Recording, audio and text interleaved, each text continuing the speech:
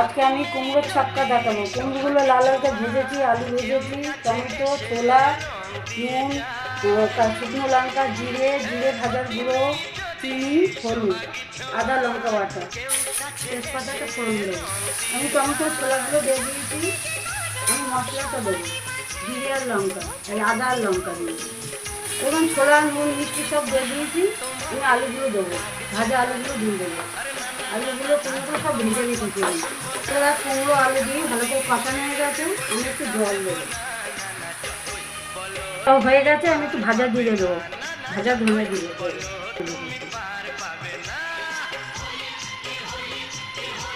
দেখুন বন্ধুরা, আমার কুমড়োর ছক্কা হয়ে গেল।